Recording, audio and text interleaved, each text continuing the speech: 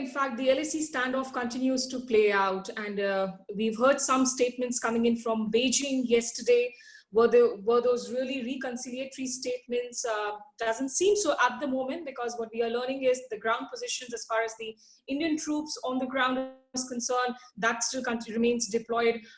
The ground positions in Ladakh, in fact, remain unchanged. And remember, there have been multiple transgressions now across the LAC, especially in Ladakh and Nakula in North Sikkim, in Pangong, in Galwan, and in Temchong, as far as the Ladakh sector is concerned. To talk about how to look at and the way forward from this face-off, I'm joined here by Lieutenant General D.S. Huda, retired, the former Northern, in fact, Indian Army commander for the GOC for the Northern Command. General Huda, many thanks for speaking to us from Chandigarh. Pleasure.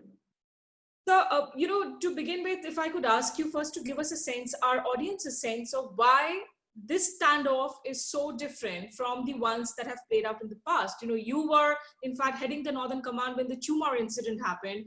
We have seen also the Doklam standoff in 2017, last for up to 73 days. But how do you look at the timing of, in fact, these transgressions, skirmishes, and scuffles as well? So, Smita, it's different from the past. To me, it appears quite significantly different, actually.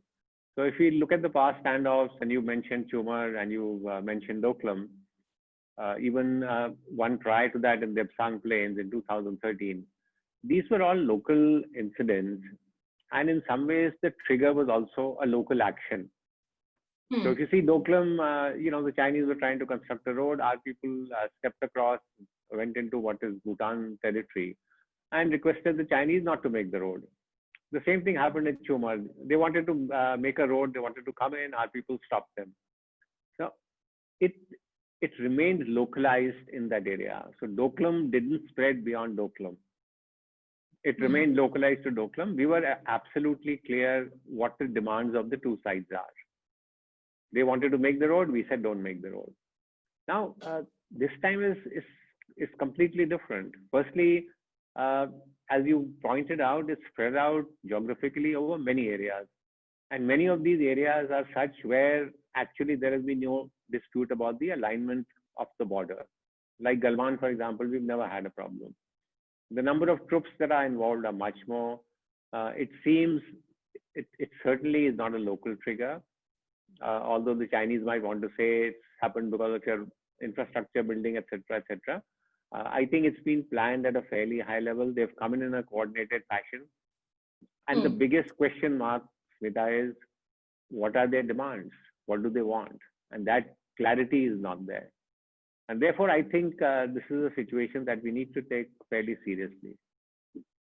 See, yesterday, Beijing said that the border area situation is overall stable and controllable. In fact, that also came in at a time when we saw the American President Donald Trump, tweet out this claim that he has informed India and China that he's willing to offer, in fact, arbitration or mediation as far as this raging dispute is what he quoted, and I quote him in the tweet. So how do you look at the entire timing of this? Is this linked to what is happening in geopolitically today, be it China getting cornered as far as the origin of the coronavirus, the outbreak of the pandemic is concerned, or be it in fact the protests that we see in Hong Kong to what's happening with Taiwan? See, there's obviously a geopolitical link, that is happening. China is under tremendous pressure. You have the US-China, literal Cold War that is going on, both in areas of technology, also areas of trade. What we are seeing is that this is leading to a certain amount of aggressive behavior from the Chinese side. So you see that in the South China Sea, you see the new laws being passed in Hong Kong. You see a revival of this whole nationalistic feeling against Taiwan, pressure on Australia. So I think it's all sort of linked with China trying to send a message saying, don't think we have become weak because of coronavirus. Coming now specifically to the statements being given by Chinese diplomats, well, we can take it as a positive step, but Smita, as long as the situation on ground doesn't change, statements like this, I think we have to take with a bit of pinch of salt. And as far as Donald Trump is concerned, I'm not sure anybody takes him seriously anymore. So, and in any case, I don't think this issue will need a third-party intervention. It'll have to be resolved between India and China themselves. But how important is this trigger in a way? We've seen, of course, what India's stance has been on the BRI in the past. We have seen also India, Japan, Australia, US come together for the quadrilateral security dialogue, and also the aligning together in the Indo-Pacific. So how much of this is possibly playing on Beijing's mind at this point? It would be, Smita, all these things that you've talked about. In fact, there was a commentary in, I think it was in Global Times, that talked about how India should not get drawn into the US camp and start taking, sort of an anti-China stance. So obviously, this is an area of concern to them. The fact is, particularly in the Indian Ocean, India has a fairly strong navy, and if they feel that India and the US gets together, or there's a quadrilateral, there is a vulnerability for the Chinese in the Indian Ocean, and 80% of their trade actually is coming through the Indian Ocean. So therefore, they are obviously concerned about this, and they are trying to send a message, Smita, for sure. They're trying to pressurize India by, this aggressive and belligerent behavior along the line of actual control. So, but they might want to send out a message. How much of the things has actually changed for India over the past few years when it comes to, our infrastructure development, our resources? The moment you talk about Sino-India ties, there is always the baggage of the 1962 war. But in today's, in fact, present day and time, especially in terms of the LSC development, where do you see India positioned? So, Smita, yes, there is an infrastructure advantage as far as the Chinese have on their side, and that's something that must be accepted, and it's accepted by everyone. But over the past few years, there have been also rapid developments on the Indian side, where roads are coming up, bridges are coming up, our logistic infrastructure is coming up, and India is in a fairly strong position on the LAC. And I just don't say this, because it needs to be said, and we are Indian. The fact is, if you look at past standoffs, where China has attempted to apply military pressure on the LAC with India, where have they succeeded? Starting actually from Nathula in 1967 to the Bandung incident, to the recent incidents, they have not had any major success in their attempts to apply pressure. And therefore, are they going to change their tactics this time? Are they going to adopt a more aggressive attitude? That's where I think, this whole situation becomes a little risky. But one is also tempted to ask, sir, that, given at a time that we were talking about all these geopolitical, in fact, dynamics playing out, when China has so much at its hand, it already has, in fact, those protests in Hong Kong questioning its legitimacy. It has a pro-democracy, in fact, new elected government come into power in Taiwan. Why would it like to risk, coming in with this aggressive posture on so many multiple fronts with the LSC? Why choose India to be the messenger? So, Smita, China is a strong power. And when you have your back to the wall, as you're saying, there's a tremendous amount of pressure. At that stage, are you going to sort of lose your reputation as a great power by calming down, or are you going to push back? And so what we are seeing as far as China's behavior, and I've outlined so many instances, we are seeing an aggressive pushback by China. And that also is manifesting in what is happening on the line of actual control. The fact also, Smita, is India and China are neighbors, but they are two powerful neighbors. The geopolitical reality is two powerful neighbors rarely, can stay in peace. So there is going to be some kind of strategic rivalry between India and China, and that's something that we have to live with.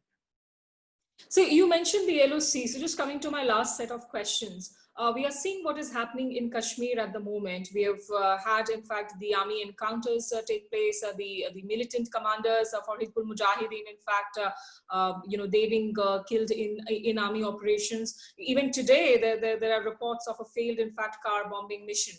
that the army managed to sort of neutralize.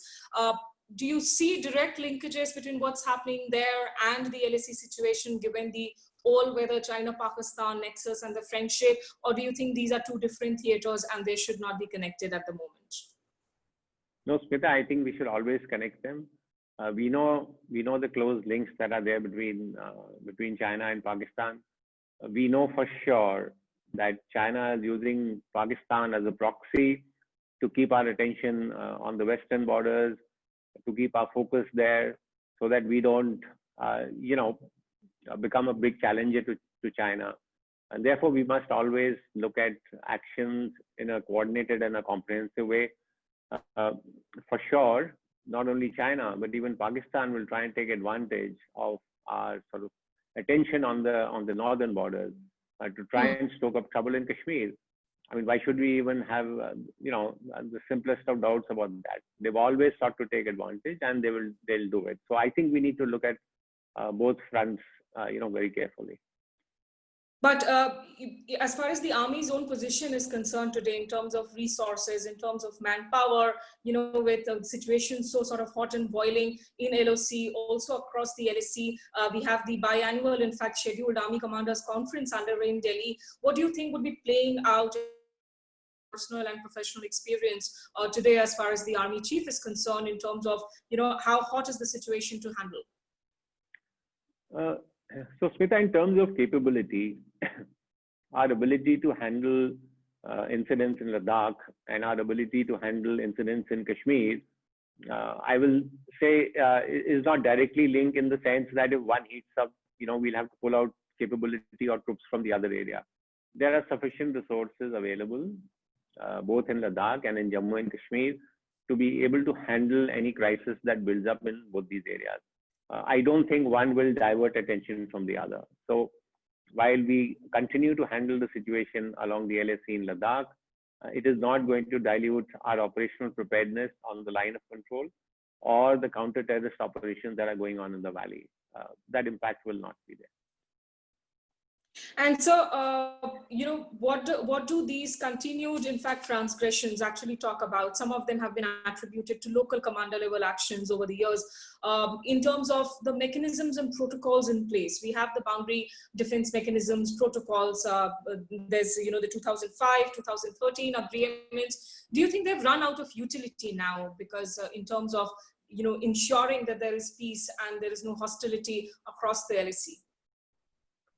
So not completely, Smita, because these protocols have helped. I mean, when we talk about the fact that no shot has been fired in anger on the LAC, it's obviously a manifestation of the agreements and protocols that exist. And because of this, peace has remained. And we are talking about 500 transgressions in Ladakh alone every year. All of them don't degenerate into this. Having said that, we need to continuously review our protocols. And some of them, obviously, in these cases have not succeeded. For example, the protocols very clearly call for disengagement when patrols come face to face. There should be no violence. People should go back. Those kind of protocols, unfortunately, particularly dealing with patrols, are seeing that they are being flouted quite regularly by the Chinese. And therefore, I think there is a need to revisit some areas of our border cooperation agreements. So finally then, what do you see the way forward? Do you think this is going to be yet another prolonged standoff going by the, whatever you've managed to assess out of this situation? Do you see things de-escalating by virtue of back-channel diplomacy or in fact on the record diplomacy? We've seen in fact the last post-Doklam standoff, we saw the start of the informal summits between Prime Minister Modi and President Xi that took place first in Wuhan and then in Mamallapuram. So what really do you see as the way forward going from here? So Smita, one is diplomacy will have to take center stage. Hoping for military to military contacts and commanders at the ground level to resolve this particular situation, I feel may not succeed. Because when you have a sort of a territorial contest between two groups of two soldiers of opposing sides, then obviously the soldiers are not going to give an inch of the ground. And therefore, on ground positions are going to be locked. Therefore, military to military contacts in this case, I think, will not help. So it has to be diplomacy. It has to be agreements that are there in the past, and try and invoke those to try and come to some kind of an agreement. Is it going to get solved in a hurry, Smita? My personal assessment is it will not. It is going to drag on for some time. Right. We are not even sure what the Chinese want. What demands do they make? Are they acceptable to us or not? So those are, I think, many unanswered questions. Having taken the kind of steps the Chinese have taken, will they immediately disengage? And then people are going to look at them and say, what was the purpose of doing what you are doing? And therefore, I think it will take some tough, hard negotiations at the diplomatic level that could be protracted.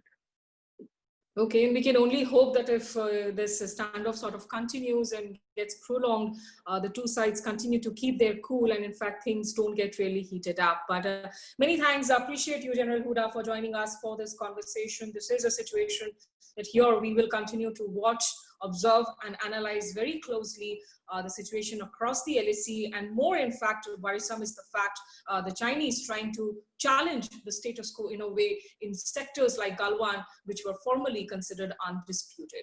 Many thanks, in fact, General Hooda, for joining us. And here in New Delhi, this is Smita Sharma for ETV Bharat.